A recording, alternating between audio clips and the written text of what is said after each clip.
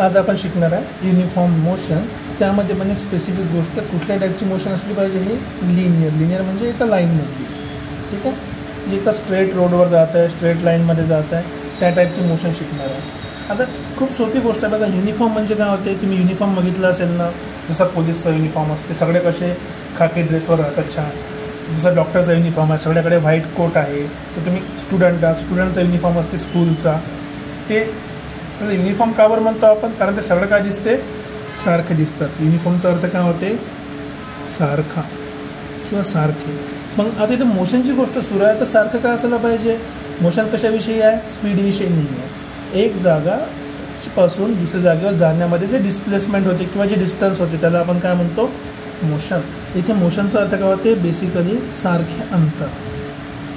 आता सारखं अंतर कशाला म्हणायचं, इथे अंतरसाठी तर काही ना काही मोजायला लागेल ना. जसं समजा तुम्ही 10 मिनिटात 1 किलोमीटर चालले आणि एका घंट्यात 15 किलोमीटर चालले, तर यामध्ये सारखं काय आहे, काहीच सारखं नाही आहे. जर तुम्हाला एखादी गोष्ट सारखी ठेवायची असेल तर तुम्हाला दुसरी गोष्ट फिक्स करायला लागेल. तर याचा अर्थ काय, तसं कन्फ्युजिंग झालं ना.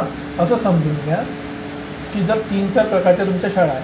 जसं एक शाळा आहे ए नावाची, त्या शाळेने एक ड्रेस ठरवला ब्ल्यू कलरचा. मग दुसरी शाळा ठरवली दुसरी बी नावाची शाळा आहे, त्यानं ड्रेस ठरवला रेड कलरचा. तिसरी शाळा त्याने ड्रेस ठरवला ग्रीन कलरचा. त्याच्यामध्ये महत्त्वाची गोष्ट काय, शाळा ए आहे म्हणून त्याचा कलर ब्ल्यू आहे, शाळा बी आहे म्हणून त्याचा कलर रेड आहे, शाळा सी आहे म्हणून त्याचा कलर ग्रीन आहे.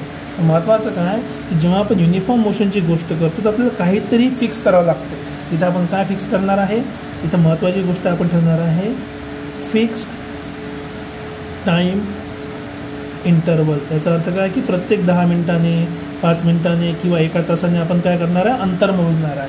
की त्याने एवढ्या वेळात सारखं अंतर गेलं की नाही केलं कवर. आता उदाहरणार्थ जर समजा युनिफॉर्म मोशनमध्ये आपण आधी एक टेबल काढून बघूया, ठीक आहे.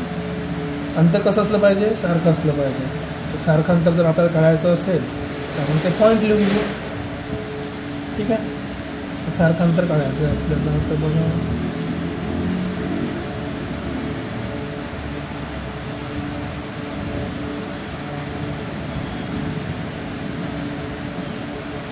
ठीक आहे. तर उदाहरणार्थ हे आपलं उदाहरण आहे.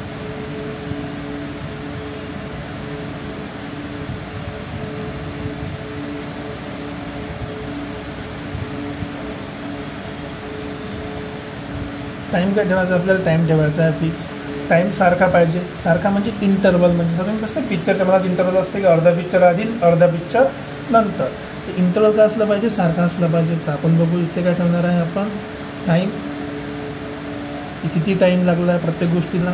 आणि हे काय आहे, डिस्टन्स, कशामध्ये डिस्टन्स तुमचं कवर केलं. टाईम कशामध्ये मोजतो आपण, तर या केसमध्ये आपण अवरमध्ये मोजू आणि डिस्टन्स कशामध्ये, किलोमीटरमध्ये मोजू. बघा काही फरक पडत नाही, तुम्ही कशामध्ये युनिट ठेवा. जर तुम्ही सुरुवात केली तर काही चाललो का आपण, काहीच नाही. डिस्टन्स पण किती गेलं असेल आपला, 0 किलोमीटर. जर तुम्ही 1 घंटा ट्रॅव्हल केलं, आता तुमची स्पीड जर 30ची असेल तर तुम्ही 30 किलोमीटर गेले असणार. जर तुम्ही 2 घंटे गेले तर, आता बघा टाईम इंटरवल, एका तासाचा इंटरव्ह्यू राहिला, 0 नंतर पहिले 1 तास झाला, मग 1 नंतर 2 तास झाला, 2 नंतर 3 तास झाला, 3 नंतर 4 तास झाले. बघा टाईम इंटरवल माहीत पडला का, हा आहे तुमचा इंटरवल, हा टाईम इंटरवल. हा इंटरवल किती इंटरवल आहे, हा 1 आवर्सचा. इथे पण किती इंटरवल आहे, 1 आवर्सचा. इथे पण किती फरक आहे, 1 घंट्याचा. इथे पण किती फरक आहे, 1 घंट्याचा. याला आपण म्हणतो इंटरवल. आणि युनिफॉर्म म्हणजे काय, सारखं अंतर असलं पाहिजे. म्हणजे आधी आपण जर 1 तासामध्ये 30 किलोमीटर गेलो, पहिल्या 1 तासामध्ये 30 किलोमीटर, तर पुढच्या पण 1 तासामध्ये किती गेलो पाहिजे, 30 किलोमीटर. पहिलेच 30 चाललो होतो, मग अजून 30 गेलो, किती झाले, 60 किलोमीटर. अजून 30 किलोमीटर चाललो होतो, 90 झाले. आणखी 30 किलोमीटर चाललो तर 120 झाले. आता जर मी ह्या गोष्टीचा ग्राफ ड्रॉ केला, करायला काय पाहिजे, कशाचा ग्राफ आहे हा, खाली आहे टाईम, ते टाईम आहे आपले. टाईम कशामध्ये आहे, अवरमध्ये. आणि वरती कशाचं आहे, डिस्टन्स आहे. हे डिस्टन्स झालं आपलं, डिस्टन्स म्हणा किंवा डिस्प्लेसमेंट. कारण लिनियर मोशनमध्ये डिस्टन्स आणि डिस्प्लेसमेंट काय असते, सारखं असते. म्हणजे आपलं डिस्टन्स झालं, आणि डिस्टन्स कशामध्ये आहे, हे किलोमीटरमध्ये. आता बघा आपल्याला पॉईंट पुट करायचे आहे, पॉईंट पुट करू आपण. हे सोपं काम आहे. इथे काय होता, काहीच टाईम सुरू झाला नाही. इथे 1 घंटा, इथे 2 घंटे झाले, 3 घंटे, 4 घंटे, आणखी एक लिहिलं तर 5 घंटे समोर. तर पहिल्या घंट्यात किती ट्रॅव्हल केलं त्याने? 30 किलोमीटर, नंतर 60 किलोमीटर, नंतर 90 किलोमीटर आणि 120 किलोमीटर. आता इथे ग्राफ करताना इथे 30 60 90 20 दिल्या म्हणून 30 60 90 20 लिहिले असं नाही आहे. हे 30 60 90 20 कशासाठी असते की ग्राफमध्ये पण हे सारखं डिस्टन्स आहे ना, सारखं डिस्टन्स म्हणजे सारखे इंटरवल. जर इथे मी 1 घेतला असेल तर हा पण किती आहे 1, तर 1 आणि 1 किती झाला 2, हा 1 आणखी 3 4. जर मी इथे 30 घेतले असेल तर हे पण अंतर 30चं आहे, तर 30 आणि 30 किती झाले 60, 60 आणि 30 90 आणि 120. इथे घेतल्या म्हणून इथे लिहिले असं काहीही नाही. ठीक आहे. मग आता बघा ग्राफ काढू आपण. किती सोपं आहे ग्राफ ड्रॉ करणं. असं ड्रॉ करायचं बघा. 0साठी किती डिस्टन्स केलं होतं आपण? 0, कुठंच गेलो नव्हतो. जेव्हा आपण 1 घंटा फिरलो तेव्हा आपण कितीपर्यंत पोहोचलो? 30 किलोमीटरवर. जर आपण 2 घंटे फिरलो तेव्हा किती पोहोचलो? 60 किलोमीटरवर. जेव्हा आपण 3 घंटे गाडी चालवली तेव्हा कुठे पोहोचलो आपण? 90 किलोमीटरवर. जेव्हा आपण 4 घंटे गाडी चालवली तेव्हा कुठे पोहोचलो आपण? 120 किलोमीटरवर.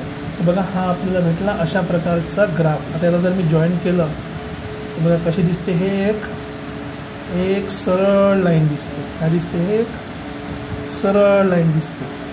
सरळ लाईन कशी आहे? एकदम सरळ, इन्क्लाइन वरती. हा जो ग्राफ आहे आपला, हा कशाचा ग्राफ झाला आहे? हा आपला ग्राफ आहे युनिफॉर्म मोशनचा ग्राफ. त्याच्याखाली आपण नाव लिहू शकतो. दिस इज युनिफॉर्म मोशन ग्राफ. पण इथंच म्हणायचं नाही, इथे संपलं नाही. पण हा ग्राफ कशामध्ये काढलेला आहे आपण?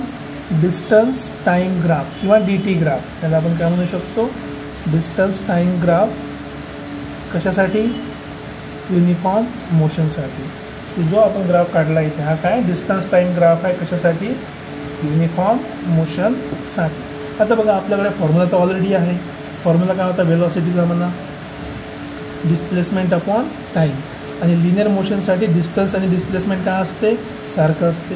तर प्रत्येकाचं तुम्ही काढून बघा एकदा वेलॉसिटी. ठीक आहे. मी प्रत्येकाची वेलॉसिटी इथं काढून बघतो काय येतं. त्याला डिस्टन्सच्या ठिकाणी आपण डिस्प्लेसमेंट लिहिलं तरी चालतं. मी डिस्प्लेसमेंट लिहितो ते लवकर समजेल. ठीक आहे. हे आपलं डिस्प्लेसमेंट.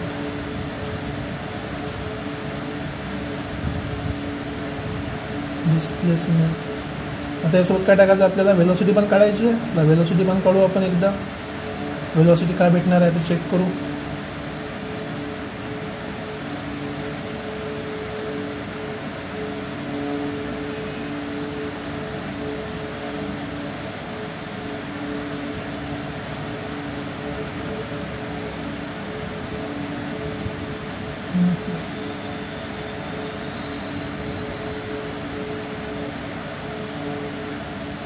इथे कुठे आपली काय आलेली आहे?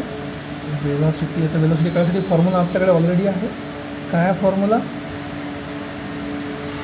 फॉर्म्युला काय आहे आपला formula? Velocity is equal to distance upon time. So पहिला आपण काढून घेऊ. पहिले वेलॉसिटी किती झाली? 0/0 किती असते? तर आपल्याला माहिती नाही ॲक्च्युअलमध्ये, त्याला आपण लिहिणार नाही. पण आपल्या कॅल्क्युलेशनसाठी आपण 0 ॲज्युम करू. दुसऱ्यासाठी बघा किती झाली वेलॉसिटी किती आहे? डिस्टन्स किती होतं? 30. किती टाईम लागला? 1. हा झाला 30. त्याला आपण सोडून देऊ सध्या. व्हॅल्यू 30. इथे बघा 60. दुसऱ्यासाठी 60 डिस्टन्स होतं. किती वेळ लागला? /2 म्हणजे किती झालं परत? 30. हा पण झाला 30 झालेला. आणखी तिसरी कंडिशनसाठी बघितलं तर डिस्टन्स आहे आपलं 90. किती टाईम लागला? 3 घंटे. हे पण झालं 30. आणि चौथ्या केसमध्ये बघा वेलॉसिटी किती होणार? डिस्टन्स आहे 120. टाईम लागला 4 घंटे. डिवाइड करा. हा पण काय झाला? 30. आणि वेलॉसिटीचं युनिट काय होतं? इथे आहे किलोमीटरचा डिस्टन्स. टाईम कशामध्ये आहे? अवरमध्ये. हे झालं आपलं डिस्टन्स. ठीक आहे. ओके. हे आपण सगळ्याची वेलॉसिटी काढली. आता पुढच्या याच्यामध्ये आपण बघू की वेलॉसिटी आणि टाईमचा ग्राफ कसा निघतो.